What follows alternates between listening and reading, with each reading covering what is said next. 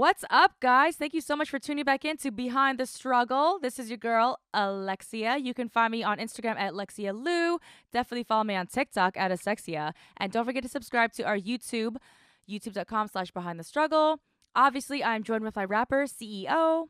Hey, how's it going, everybody? And I'm your boy, CEO. You can follow me and all my links at thisisceo.com, where you can find all my content, social media, and music on all streaming platforms. And isn't that interesting? Every episode, right? We start off with like our socials and stuff. This is CEO.com. But I want to get more into that. Like literally, this is CEO.com, where it has all of your music, all of your credentials. Like we talk about rappers, we talk about hip hop, but like we have a rapper right here. CEO's a rapper, you guys. I am. I'm a rapper.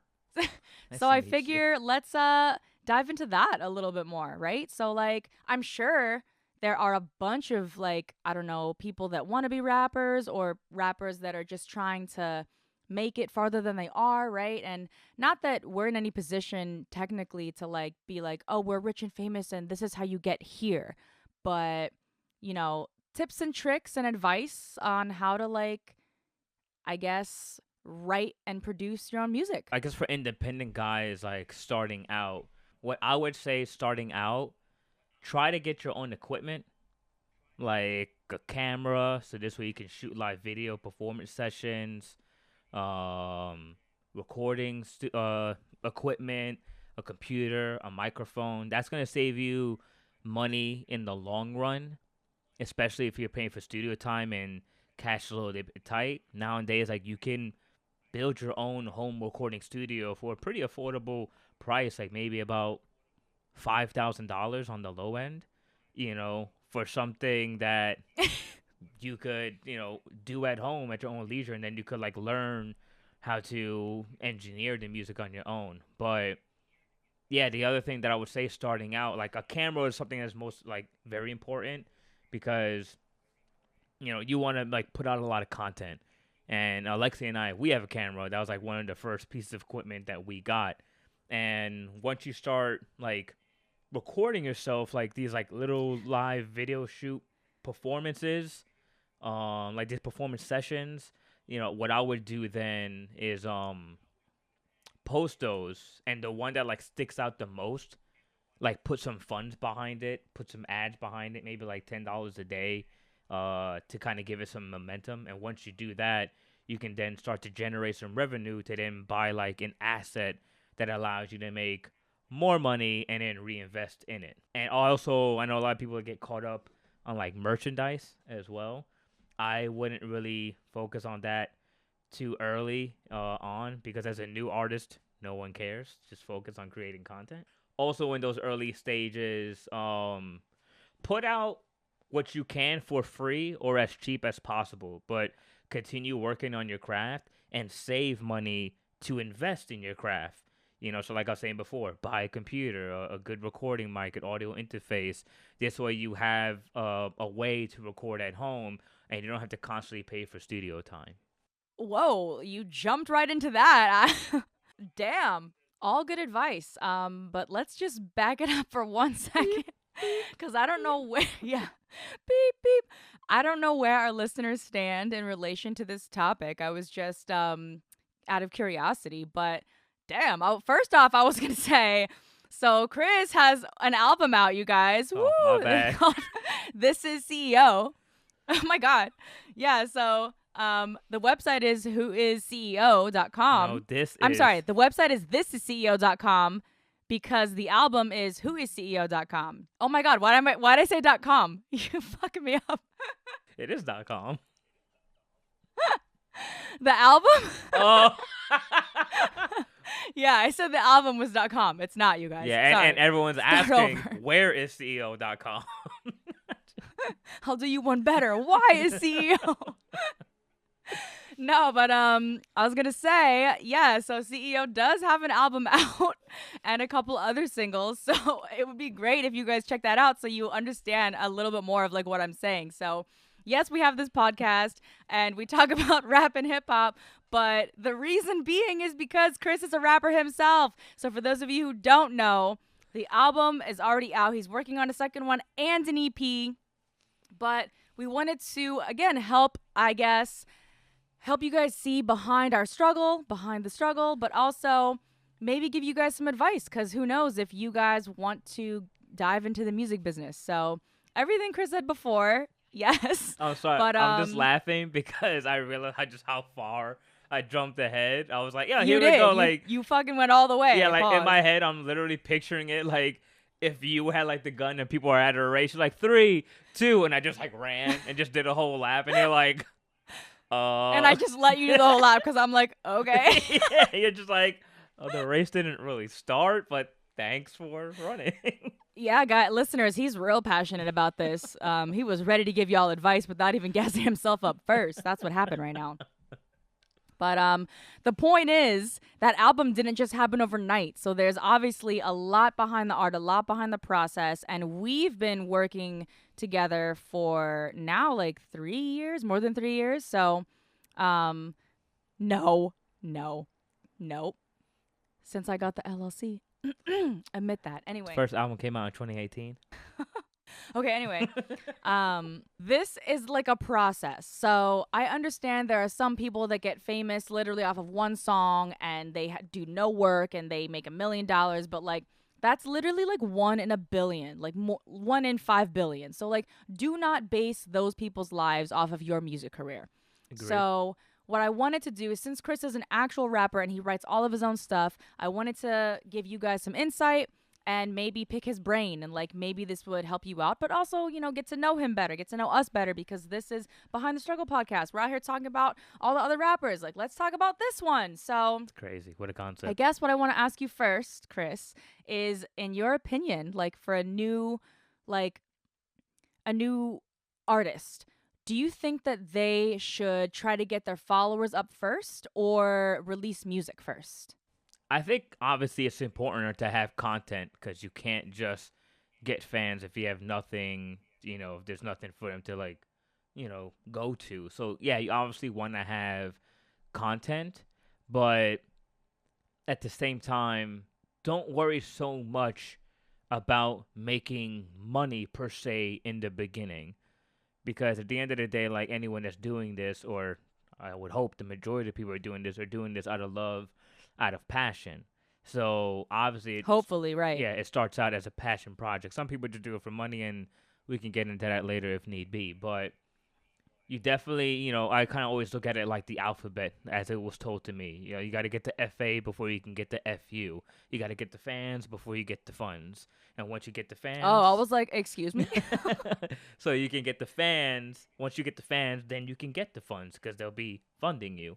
You know, so I would definitely say you want to work on putting out content, but, you know, with the people that you trust the most or people that you don't mind taking advice or getting feedback from, ask which is the best one and put that out there, and then start, you know, like I was saying before, putting some money behind to see if you can gain some traction. Now, it's probably not going to blow up right away, but the people who mess with you will mess with you. And then, you know, you start to build from there and it kind of like snowballs. So you hear that, guys? Like, it's different for everyone, I guess, but typically music first, then followers, then you get paid. Yeah, exactly. So you want to build a following, and it's very important to have a following as well, especially today, and I'm sure we'll get into this also, you know, if you're trying to get like a record deal or whatever, because the more leverage you have, the better. You can negotiate a better deal. So this way, like let's say you do want to get a deal with a record label, they're already walking into a working machine. So you're like, I have 50,000 fans. I have a record that's gone gold already, or a platinum record, solely independent. So now when the label comes into it, they're already coming to established thing. They don't have to put so much behind it, but then also you can negotiate a better deal because you have leverage. Okay, so you answered that question before I asked it. Damn, cool. Sorry. So I hope you guys caught onto that. Thanks for showing up to this track meet, Chris. Can you pass the baton to someone else, please? Here you go. Okay, so I know every artist probably has their own way of doing things. So I want to know, how do you specifically, Chris? I don't want advice. Like, how do you go about writing a song? I mean, I'm not a writer, so I can't say anything, but in my head, this is how it works. So, like, do you have a beat and you write to the beat, or do you write something first and then find a beat that it would look good on or whatever? So just so I'm clear, the way how you think it works is I think it's either or. Like, you think someone finds a beat and then they start writing to the beat. that, or they'll write and then they'll find a beat that's like, this matches what I wrote. Like, but I don't write, so I don't know. Those are the only two options in my head. Okay, Is there any? I mean that definitely can happen. Those two things that you just said are not crazy. For myself though, yeah, that has tend to happen.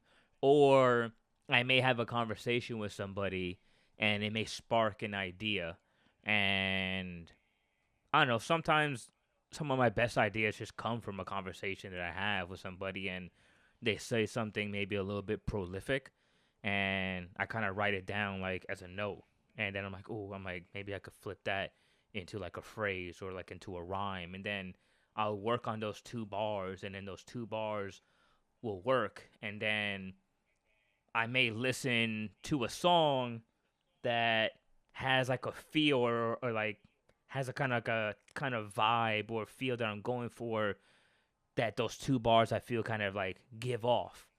And so I'll listen to that song, and depending if I like, the song, more times than not, if I'm picking the song I want to listen to, I like it, and I'm writing then to the beat, and I'm getting inspired because I'm letting the vibe that the song is giving off to me to then kind of like guide me and direct me into the direction that I want to take the song. That's one way I do it.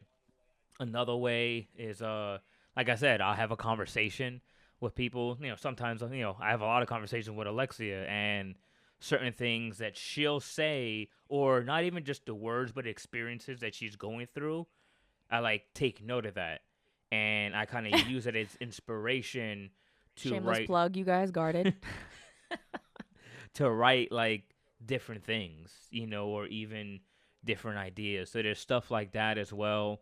Other times I hear a song that I really like, and I'm like, man, I want to do something like that because this song makes me feel like that, and I'll start writing lyrics to that specific song, and I might even reference the lyrics itself and like almost do like my own version of what this person says, just to kind of get the feel for it until I start coming out with my own thing.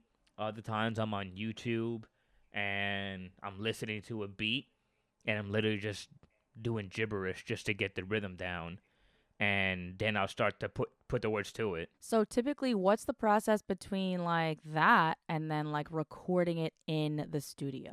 Well, after you kind of go through that, you then if you really find something that you like and you feel good about, and it's kind of a hard thing to explain because something that you may innately feel good about, other people may not receive that well, and you have to be willing to like not be that close to your art in order for it to grow, and you have to realize that not every song is going to make the cut, but that's fine. Like, that's part of the growth process. But if you do find something, it's kind of like a gut feeling that like, oh, I feel good about this, and I feel like this represents me well, you start to work on that record, and you start to fine tune it, and you start to build on it a bit more and more. And once the thing is done and you have like a complete thing, it's really up to you to gauge whether or not it's worthy. And if you're unsure, then you share that with other people. And, you know, that's where criticism comes into play. And you need to be willing to take that criticism in the right way. Don't let your ego get into it too much, because at the end of the day, you're trying to serve the art as much as possible so the song could be the best possible version of itself, and you're trying to execute on that level to make that happen. So when you are taking constructive criticism, two things you have to be mindful about. You have to be mindful about how you receive it, and you have to be mindful on who you're getting it from too. Because some people can't give you constructive criticism. Sometimes it's just vague. They're like, oh, I just didn't like that. It was whack. And it's like, okay, like I can't do anything with that. That's not constructive. That just seems like a personal opinion. Yeah, I feel like the who would matter very much. Yeah. Yeah, and if you can give the person something tangible to work off of, then it can build to make it better, but that's also, you have to be mindful of the company you're keeping around you. Like, I fortunately have a lot of people that are into music, so they're hearing things with a different ear, so they can fine tune the music in a different way in order to hear things that I'm not picking up to help elevate the song. And correct me if I'm wrong, I don't think you're surrounded by a bunch of yes men. Like every time you show someone something before it's like published, not everyone's like, "Oh my god, Chris, you're such a good rapper." Like Yeah. people are usually very honest with you, but not like in a mean way, but like imagine if everyone was just like everything you do, Chris, it's amazing. Like your art would be so horrible, I feel like. No, it's true. I mean, if you guys ever seen any of my battles, Alexia was doing a reaction to one of the battles I had last year on Ground Waves, and on the That's on our second, YouTube channel, guys. yeah, it was on the second round.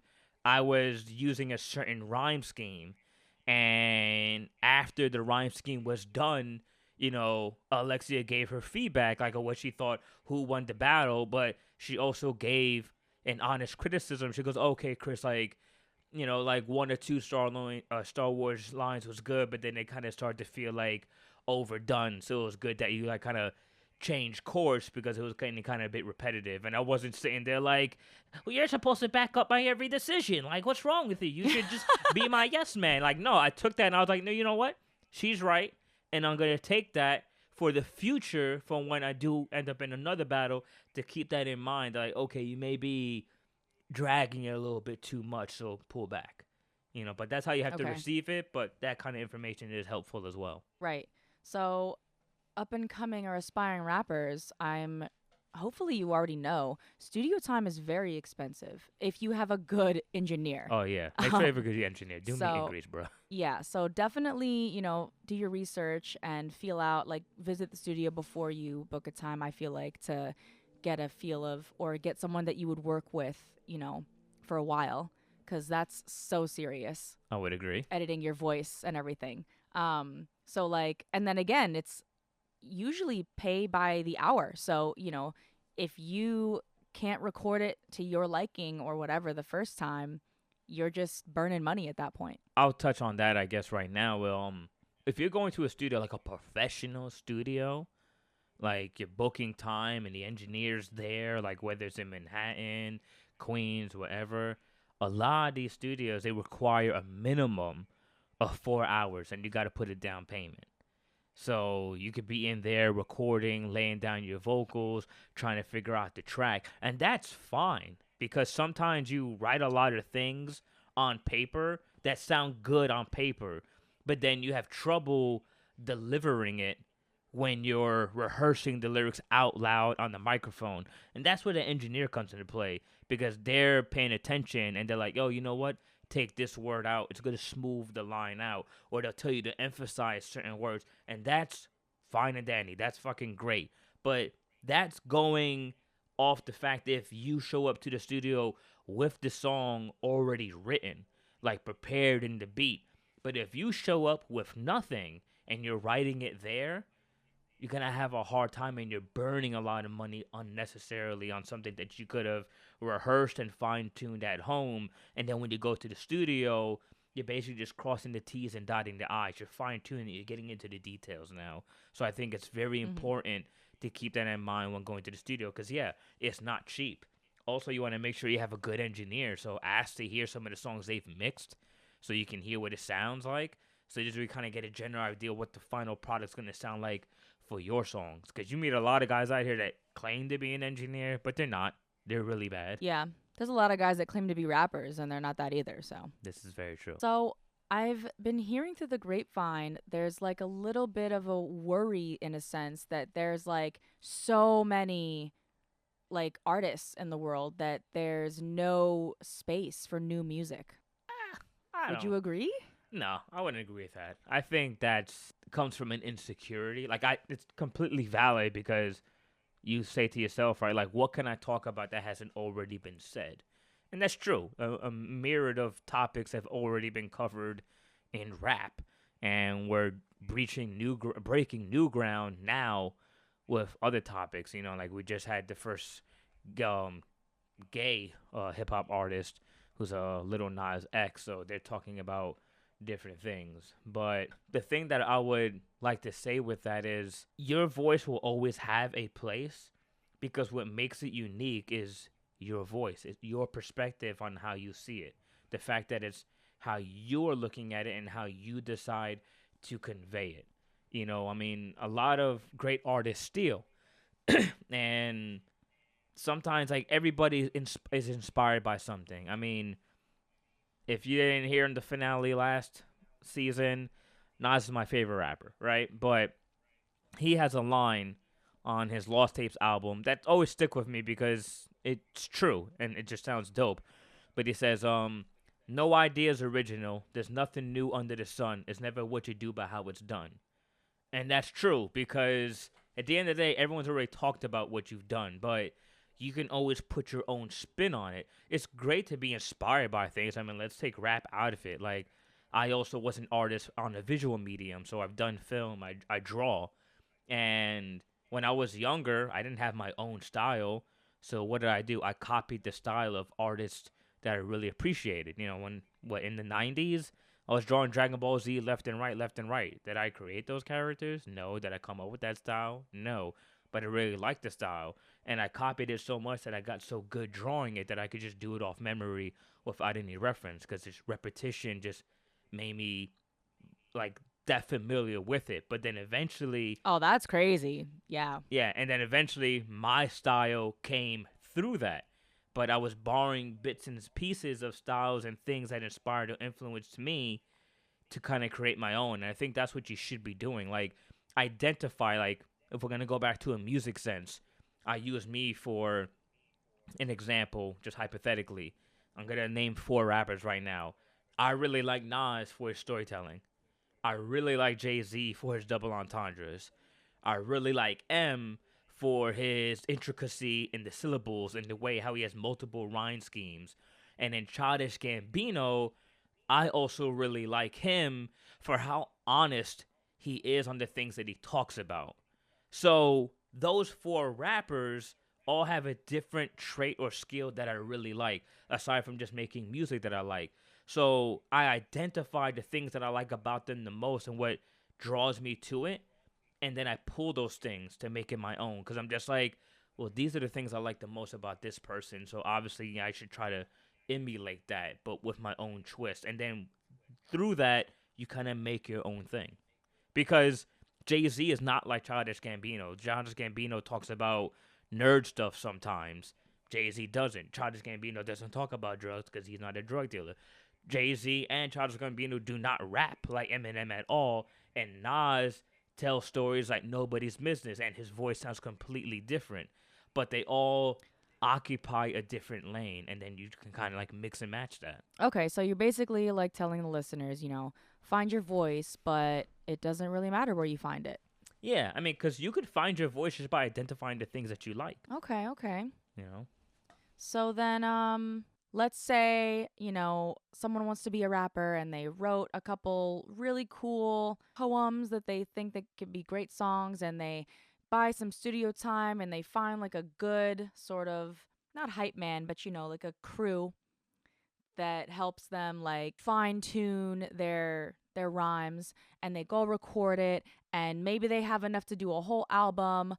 Now what? So you're saying if they got a whole crew to kind of give them good criticism and they've got enough money to then fund an album, correct? I just want to clarify. Yeah, like what would they do after that? Wow. Well, today we live in a musical landscape where singles is the thing.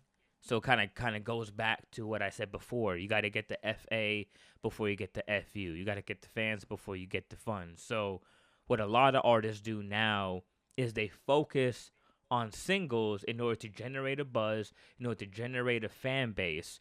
And then when they build that buzz, they then deliver with an album because then they have an audience to deliver this project to. Instead of just wasting all this money and resources on a project on a fan base that doesn't really exist yet. You haven't taken the time to cultivate that. And an album is a huge undertaking because, I mean, for me personally, I like to kind of do albums that have a theme, that have an overarching message, or sonically sound a certain way. But there are other artists, kind of like a Drake sometimes, where it's a collection of their best songs that they've put in together, kind of like a playlist, and there's real no overall theme or message. I mean, Kendrick is one of the best at doing this. He's really great at that. Like his albums have a theme, like they have stories. Each track bleeds into the next. There's interludes. There's little skits in between, and everything kind of bleeds into it. Like one of my favorite things about Kendrick that I always kind of bring up is his song "Swimming Pools." You know, stand up, drink, sit down, drink. Out of context, that song as a single works really well. Like it's a good single song, but in the context of an album, it takes on a whole new meaning, that record, because he's talking about the peer pressures of people forcing him to drink and a history of his family dealing with alcoholism. But if you just listen to the single by itself, you don't get that. But in the context of the album, the song takes on a different meaning. So there's really a myriad of ways on how you could approach that. So I would say focus on singles first, but if you do have a project or an idea that you're very passionate about, I'm never going to say no to passion. Like, follow your heart, but also put your best foot forward and your best intention to it, because an album is not easy. It takes a lot of money. I mean, I'm going to keep it real with you guys. There are some songs that I have on the album that I'm working on where just to get the exclusive rights for the beat was $2,000. Then I spent Sheesh. yeah. Then I spent 1,500 shooting the music video, and then maybe another 300 recording the song and then mixing and mastering it. So by the time the song was done, I'm looking at about $5,000 for one song on the album, and I'm looking at making 11 tracks. Now, obviously, you're not gonna make a music video for every single song because that's crazy. I mean, I was thinking about that, but I realized how unfeasible that was to do Well, so. thanks for telling me. Yeah, no problem. So you had to kind of make adjustments as things go, because at the end of the day, as an independent artist, you are your own independent business. So because of that, um, you had to be mindful of your funds. That's what I was saying before. Like, make sure you get your money right. Okay. So speaking of all of that, when do you think that people should copyright their songs? Because I think you need to copyright everything. Because all you hear rappers all the time talking about how so and so stole my lyrics, so and so took the words right out of my mouth, blah blah blah. Like that sounds like a recurring problem, especially in rap. But like, how do you copyright a song, and like, what do you do? What's the process? Great question, Alexia. I'm going to answer that for you right now. Technically, music is automatically copyrighted the moment you create it in a tangible medium, like on paper or an audio recording. So all you have to do is write your original song down on paper or record it, and you own the copyright. But, Are you serious? yes, but a copyright registration is different. Now, like I said previously, your music is automatically copyrighted the moment you record it on a tangible medium. But with a copyright, Wait. oh, go ahead.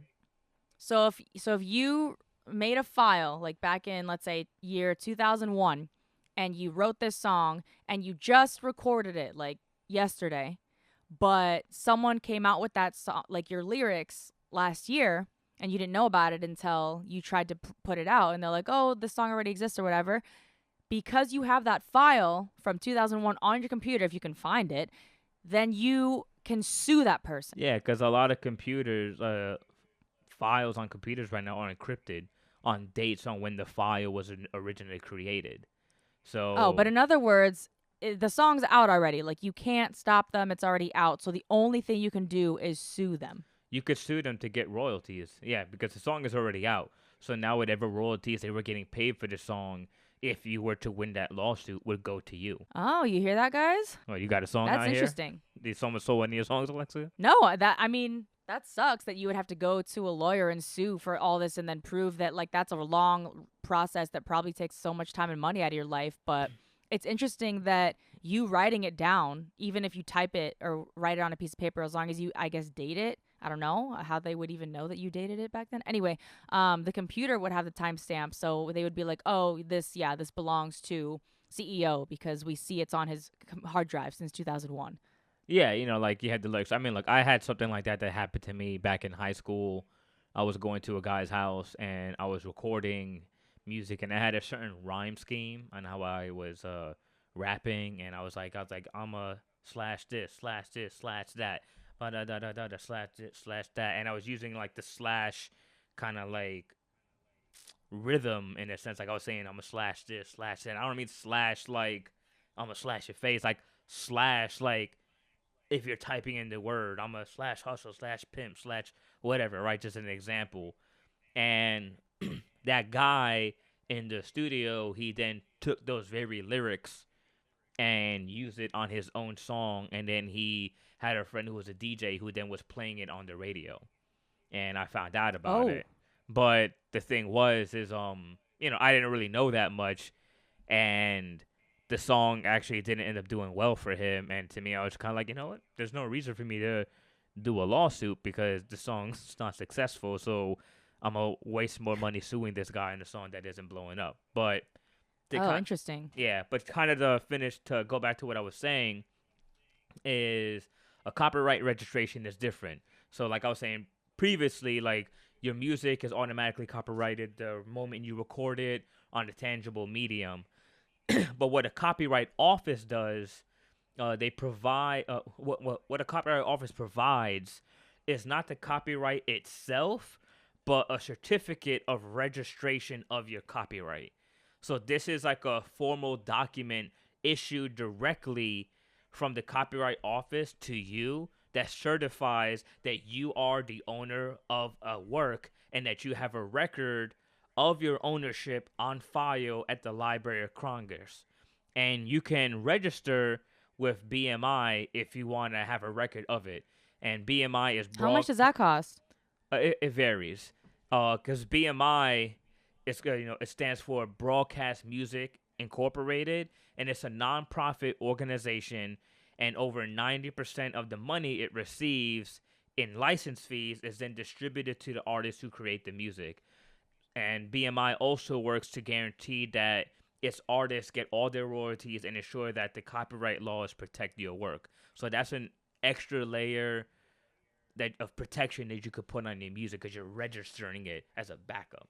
And you can So do that would with a you song that you're suggest working that? on. Do you do that? Yeah, because you can also do that with a song that you're working on. So let's say the song is not finished, but you think you have the potential for a great song. So right now, I'm currently working on the song, and let's say I'm writing it, I'm working on it, vice versa, right? I'm uploading this onto this website, and I'm like documenting this, the time and date that I wrote this, so it's documented. Now I'm going around and I'm sharing it with people. I'm getting advice. Hey, what do you think of these lyrics? What do you think about this? Do you think this is good? And let's just say, God forbid, one of my friends or even Alexia decides to go behind my back and be like, yo, I got this hot song for you, boom, and give it to Oh yes. somebody else, right? They do that, and now they come out with the song. And I'm like, oh shit. Here I was thinking I was sharing this song with someone who was trustworthy, and they went behind my back and gave it to somebody else. Well, luckily for me, I have it registered. It's documented on this website the So day what that I happens? created it. I could sue this motherfucker. Oh, so it just goes back to the same thing. It's just a bigger, a faster, more fail proof way, I Well, guess. it's it's a much bigger company. It's registered like with the Library of Congress, like I was saying. So it's not like the poor man's copyright. Like you put it in an envelope and mail it to yourself and never open it. Like so it has the date. It's Okay. like it's actually But even if you're registered not on the finished with the system. song, Yeah, because the thing is, someone could take a line that is yours. That so every line is protected? yes, every single line. What? That's crazy. Like recently there was something that came out, which I thought was funny, and Jay Z gets some flack for this. I mean, the Biggie lines is another thing, but I'm sure you guys are very familiar with Jay Z's really big song. I got 99 problems, but a bitch ain't one.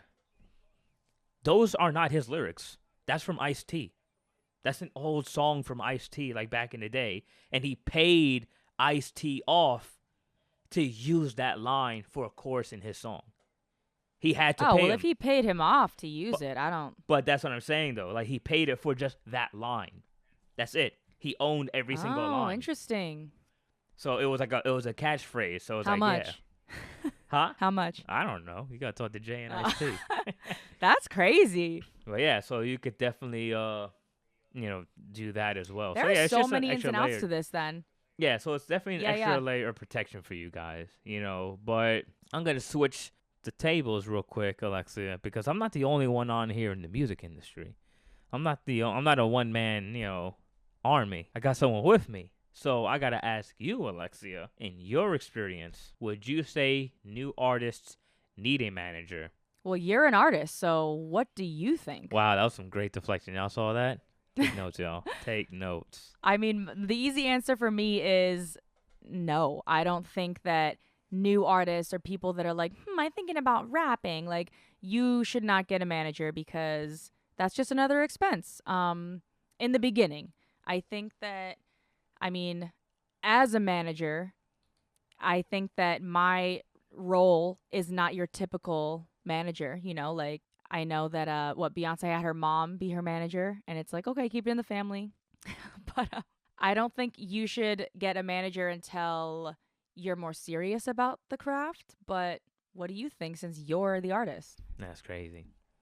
Yeah, what Alexia is saying is accurate. I think until you're getting more serious, so if you're going out there and you're doing shows, you're trying to book gigs, you're putting out music videos and people are reaching out for you for collaborations, and you're trying to get your song on playlists or even college radio, having a manager is good, especially if you're starting to like build a buzz, because Yeah, you can do all of that yourself, I guess, but once it becomes like, I guess you're booking more than one show a month or whatever it is, you have your own life. Studio time's crazy expensive. You might have a job on the side to fund your rap career. Like there's a lot of factors at play, so like the manager should alleviate that stress for you. They shouldn't really add any of it.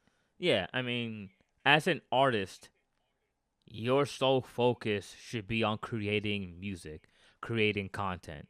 Because if Hmm. you're not focusing on doing that, then there's nothing to market. There's no more money coming in because there's nothing else being generated. There's nothing else being created. You're not feeding the fans, more, stuff. Like we live in a content-based age. So if you as an artist and you're getting to a point where you're focusing on emailing, studio execs or booking agents for shows or studio time, all this stuff, like all that stuff, and even that aside, like marketing, like coming up with how you're gonna post and what you're gonna do and creative ideas on how to promote your stuff to stand out, so people like, oh, let me click on this and check it out, because our attention spans are so low right now. That all eats into your time of focusing on your craft. I mean, Yeah, the manager's meant to take a load off. Pause. pause. Pause. But I also think that you need like a team, but like a manager that believes in you. And I'm only saying that because we've done a couple shows, Chris and I, and I've had a bunch of like little rappers, come up to me like, "Oh, can you be my manager?" And I'm like, "No." Like, first of all, I don't know you. Second of all, like, I'm not. My goal is not to like just take your money and get rich quick and run away with it. Like, because obviously I'm not going to be doing any of this for free. But also, like, if I don't believe in what I'm selling, how can I sell it? And that's not fair to you. Yeah, I would agree 100%. So I'm not Chris's manager like as a favor. You know what I mean? Like, I genuinely think he's a good writer. He writes all of his own stuff and he takes his time and he genuinely like he used to like show me like things that he had raw recorded, pause, like in his room, like not professionally, and then showed it to me like on the low, and I'd be like, damn, like you actually can got bars. No, yeah, definitely. A manager is supposed to help alleviate that, because when you're trying to focus on creating, and like I was saying earlier, an album is a very daunting task, especially depending on the type of album you're trying to deliver. You got to devote a lot of your time to that and resources. Yeah, I mean, you might want to collaborate with other artists or whatever. And not every song's going to make it, but that's kind of part of the process. So sometimes you write songs more than what's going to be on the album. Let's say the album is 11 tracks. You might write 45, 50 songs just to get the best 11, to make that. But you need to be in the zone doing that. And if you're focused on other things, that's going to falter. You can't be a slave to two masters. Yeah, and don't be naive, you guys. Like, managers, unless like you have some strange deal or friendship, they're not gonna work for free. Yep. So typically, this is not everyone, but typically, a manager would get 20% of everything that you make. Everything. I mean, when it comes to music, not like Everything. your other job. But there are probably managers and deals that are like, well, you're so small that like 20% is nothing. That's not lucrative right now. So this is my flat monthly rate to handle your social media and manage your email and book you gigs and blah blah blah, whatever, right? So there's always going to be some agreement, unless, like I said, your manager's like a close friend or an idiot. So be careful of the company that you keep. Yeah, exactly. And as Alexia stated before, it's good to have somebody that believes in you. But I think an added benefit, and for me, I always stress this, is also actually having somebody in your corner that cares. Because you look at the Jerry Heller situation with Easy E. He believed in NWA. He thought they had potential. He also took advantage of them and made sure they didn't get the payment they did. He believed in them, though. But his intentions behind that belief wasn't right. He believed in it because he knew how he could profit off of it. So that's another thing. You want to make sure that the relationship you have with your manager and or partner or whatever that relationship is solid, because you're going to be spending a lot of time with this person or conversing with this person a lot. So you have to make sure this is somebody that you can trust and they aren't in there to kind of screw you over. Because I'm sure you guys have heard all the horror stories that have happened to artists where that happened. I mean, Hobson is one of my favorite underground rappers, and that happened Yep, to that's what him. came to mind. Yeah. Yeah, his whole thing like fell apart because of that. So you really got to be mindful. Like I know, like me and Alexia were friends before this, and we had a lot of conversations, that to kind of like iron things out. Like, oh, if this happens, this was gonna happen. Blah blah blah. Like I need to know, and we've kind of already been like in enough experiences where like it is pretty solid. I mean, Oh, but we still have a contract in place. So every artist, every potential manager, like I would highly suggest, friends or not, like you need to have that in place for both of your safety. It shouldn't obviously like cater towards one part or the other. And like I said, friends or not, just to keep you guys safe, because God forbid, a bunch of money comes into the picture and you guys like NWA are out here fighting each other for meaningless stuff. So it's like, just be careful, guys. yeah, that's why you should get a prenup, y'all. No, I'm joking. Wow. Just in case a lot of money comes to the picture. Nah. What does being a manager actually entail as far as like the responsibilities with it? And then the second part of that question would be, what do you feel are the biggest challenges that have come with it? It's too bad this is like a podcast, because I feel like half of the content is like my facial expressions, which you guys can't see. And it's not like you can hear them either. So it's kind of funny. Um, especially this Agreed. episode. They fill in the blanks. Well, I think that any artist agreement with their manager is specific to their situation. So there's not like, I mean, there's like a template, but it's not like everyone has to follow these rules. But like I said, typically a manager would probably ask for at least 20% of like record sales, show profits, revenue, whatever. But they also hopefully would be in charge of not only booking you gigs, but getting you like performances and et cetera and so forth. Also, in a sense, managing your social media accounts, not like literally having like, so you would still have it signed into your phone. Like, it's not like I would take it over, but I mean, yeah. So I any feel you. interview you would do, like let's say me and you, right? Any interview you would do or any post you would think about posting, it would sort of have not have to, but like be run through your manager first, just to like make sure that PR is good and like you're not looking crazy or in your emotions or saying or posting something that doesn't fit with your brand. Because at the end of the day, yes, you're a human, you're a talented rap artist, but you're still like, I don't want to say a product, but you are like a product of what you create. So we are selling like your image. And to me, that's not the same thing as you, because if we were selling you, then you would have been Soldier Soul. And like, thank God that's not a thing, right? um, but I mean, those are Wow. like, That was episode one, like, y'all. I guess in my opinion, off the top of my head, like the base things. Obviously, um, maybe getting features on your songs or having you do other things. Like, for example, when we were in the middle of the pandemic and there wasn't anything going on, and especially during the middle of the pandemic when I created this Instagram live rap battle thing, right? And we were doing that for a while, and then it evolved into this dope YouTube rap battle with, producer Murs. So that was lit. Just gassing myself up for a bit. But Rapper Murs, not producer, but oh, my bad. But I guess the challenges that come with it for me and what I think would come with any manager is obviously the time management.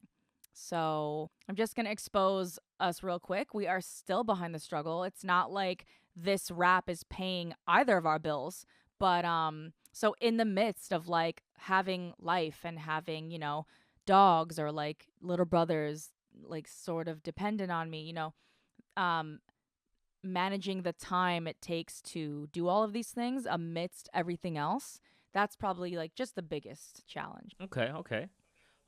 Something I also want to add as well to something the manager does, or some of the things that entail it as well, guys, is they also should be also like fostering the relationships that you have, or even relationships that you don't have, in your benefit, So let's say, like Alexia was saying, she's going out, she's booking shows, or she's booking interviews to help promote a song with me, for me.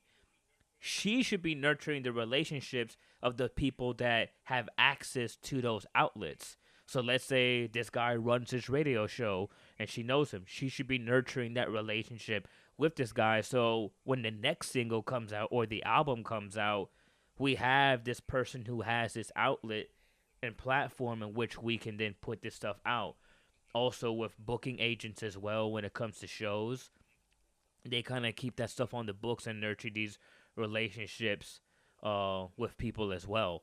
Also, they should be doing things to further advance your exposure when it comes to your music and letting people know. I mean, something that Alexia does a lot as well is sometimes she'll go on TikTok live and she'll be playing the music, my songs on there, and getting feedback from people, and Oh people yeah, I will do be be doing listening. that. She'll What's be wrong with me? doing, Yeah, follow me on TikTok, you guys, at Asexia. wow, so she'll be doing stuff like that, and I kind of reference that to kind of like passive income and active income. I think that's the term. So active income, as a analogy that I'm gonna say really quickly, is the majority of us, we all go to work. So we clock in at, let's say, 9 o'clock, clock out at 5. So by the time that we're on the clock, we're making money. By the time we clock off, we're not making any money. Passive income, though, you continue to make money even when you're asleep and you're not actively doing it. So having a manager is kind of the same thing, because it's like, while I'm working on music and I'm writing a song, Alexia could be doing something else to help further my interests and helping expose me to other people to help widen the fan base. And you see how it keeps coming back to the fans, which then leads to the fun. So you have somebody also helping, you know, expose you to other groups as well beyond your own capabilities, because they're doing things in the background where you're focusing on Good something point. else. And I mean, also, I think if other artists or someone else reaches out to you, the rapper, directly, you know, don't be a snob and be like, talk to my manager, find out like where you stand in your career and with that person specifically. But at the same time, every time that happens, you need to let your manager know, CEO. Yeah, I mean, obviously, yeah, you definitely want to keep your manager in the loop.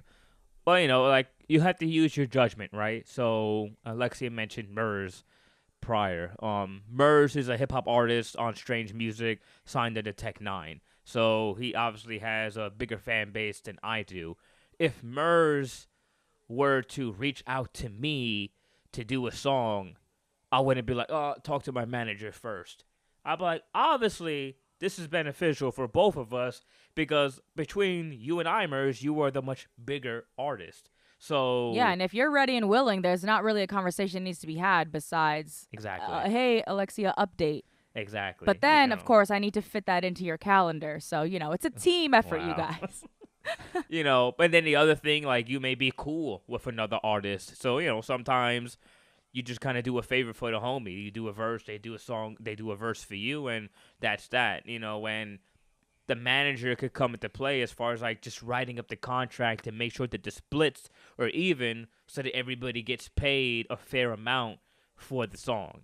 Now, if it's somebody else that. Yeah, you can consider a manager a line of defense, but like don't use it as a scapegoat. Exactly. Now, if it's a complete stranger, someone you never met, so let's say me and Alexia are at a show that she booked, and I'm there and I'm performing, and Alexia's out there like giving out my business card and telling people where to follow me because like, that he was dope. I really like that song. Where can I Real follow life him? story, you guys. Yeah, blah blah blah. Right now, these people, let's say they want to work with me. Well, I don't know them, because maybe they didn't get a chance to talk to me at the show. So now, Alexia is the first line of defense. They have to go through Oh yeah, her to I'm glad you filter brought that. that scenario up. Yeah, because then I would inadvertently do the research and to see if this person is worth your time in a sense. Not that I think you're better than them, but obviously I do. Otherwise, I'd be managing them. But yeah, so you as an artist wouldn't waste your time looking up their stuff and seeing if you like their sound and talking about doing something together. Like that would come after like let's say my approval, but my approval upon us being friends for X amount of years and then having this understanding of like your craft. Kind of like I said, if it's somebody I don't know at all, Alexia would then kind of be the filtering process to that, to seeing if me and this artist end up exchanging information or communicating if it gets past that level. So Alexia at that point would have to use her judgment to see like, okay, is this artist good for Chris? Would this be a good mix for him? Yeah, and we've had this experience in the past where Alexia had a friend that was an artist and she thought that we would make good music together. And she set up a time and date for us to meet up, and then the guy flaked on us like last minute, a couple times. Now, I'm not saying that's her fault, but that's part of like, that's a learning experience that happens. Sometimes these things don't work out the way that they're supposed to, but at the end of the day, she would be that filtering process to say like, okay, like, is the potential for good music for these artists here to be made, or maybe she might just be like, this is a good person for you to know to build a relationship with, but at the end of the day, if it's a complete stranger that you don't know Mm-hmm. and they want to work with you, that's where your manager kind of has to intervene first because, I've had people come up to me at shows where they like me and they are not really good at rapping. And it's like, I'm wasting my time having a conversation with you because this isn't going to lead anywhere. If anything, I'm doing you more of a favor. So I'm just kind of wasting my time. Yeah, so obviously, hopefully, you guys are a team and you guys have each other's best interests, like, in sight at all Yeah, times. Yeah. exactly. Well, I hope this helped you guys. Either get to know us like literally behind the struggle, or if you're thinking of starting your own career, or even like rapping for as a hobby. I hope that some of this, some you took something away from it where it like benefits you. Yeah, yeah. I mean, look, you're always gonna go through learning processes as you go. You have your ups and downs, but at the end of the day, like you got to go through the learning curves. We're still trying to figure certain things out. But that's part of it. Of course, that's why we're behind the struggle. Yeah, exactly. But yeah, if you guys have any other questions that you want to ask us on something maybe that we didn't cover, feel free to hit us up in the comment section of the YouTube channel when this does get uploaded, because it will be on Spotify, but obviously you can't comment on Spotify, so we'll be able to see your messages. Of course. And we would love to help you guys. Like I said in the beginning, we're not like famous. So, it's not like Yet. I'm going to give you some golden advice that's going to make you rich, but like, we're behind the struggle and maybe you are too. So like let's talk about it. Exactly. Oh, one more question, really quickly. Just a short one. Alexa, how many people in your experience have asked you to manage them that were artists? Like seriously or Like, I guess just in general. like literally? And why was it that you Um didn't like take them on or believe in them, or what? Like, cause I wanted maybe someone else is looking to be a manager right now, and they're trying to figure out, well, how do you know who to manage and who not to manage? Like, how did you? What was a deciding factor for you? all right. So honestly, I'm going to say maybe half a dozen. So not that many. Like 6 or 7. But more than half of them, I don't know for sure, but more than half of them, I'm pretty certain that they only asked me because they liked something about me that had nothing to do with music. And then the other ones, it was just like, you know, no offense, I just don't really. That sounds so fucked up, but like I don't really believe in you. Like I wouldn't support you because I can't stand behind your lyrics.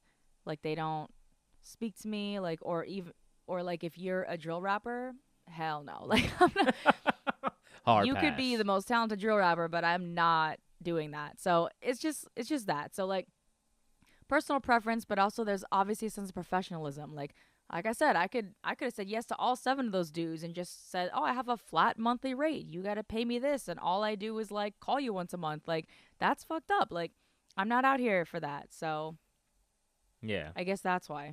Okay. I know. That definitely. That's definitely something to take into consideration if there's any women who are interested in being like a manager.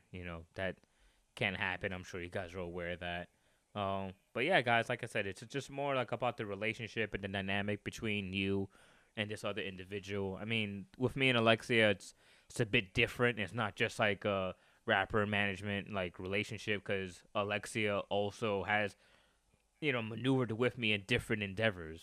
So it isn't just music. Like when I wanted to do the podcast, she switched gears and hopped into that as well. When we were doing the YouTube channel, we were doing that as well. So you have to be willing to adjust and try different things. And not everybody's willing to do that. So you really have to find the people that fit for you. And we're still figuring it out. So, don't get Exactly. discouraged too quickly, you guys. Not at all. But all right, everybody. I Yay. hope that was informative and helpful. We really appreciate you guys kicking it with us and tuning in Thank you for again listening. for another episode. Hell yeah. And we'll catch you guys on the next one. You guys have a great night, morning, or afternoon, depending on the time of day that you're listening to this. Smooth, Chris. Very smooth. Yes, he writes his own lyrics, you guys. Thanks. That's my manager, y'all. All right, guys. Catch you next time. Bye. Peace.